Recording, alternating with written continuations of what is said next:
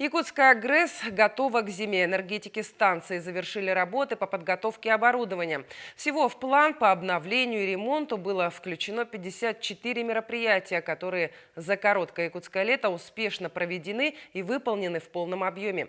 Готовность жизнеобеспечивающей станции оценил Владимир Суздалов.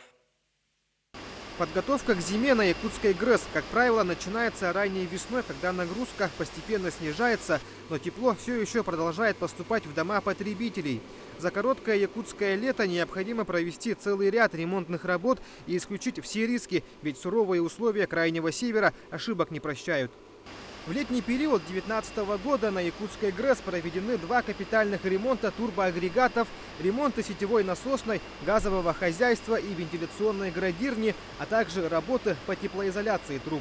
Главным достижением энергетиков в межсезонье можно назвать ремонт 2 газотурбинных установок. Чтобы обеспечить бесперебойную подачу тепла и света, машины якутской ГРЭС обновляют каждые 25 тысяч часов. На ГРЭС-1 выполнили капитальный ремонт ГТУ-2.7 по плану.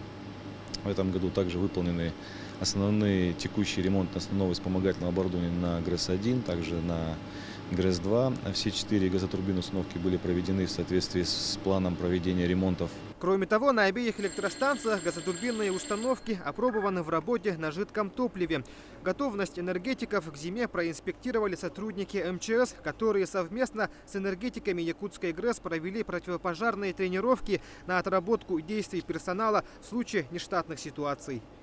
От нас зависит благополучие жителей Республики Саха-Якутия. Каждый из работников на себе чувствует ответственность, которая лежит на его плечах. Все запланированные работы по подготовке ГРЭС-1 и ГРЭС-2 к отопительному периоду выполнены в полном объеме и завершены в срок. Это значит, что свет и тепло на протяжении долгой зимы будут в каждом доме Центральной Якутии. Владимир Суздалов, Павел Пшенников, Вести, Якутск.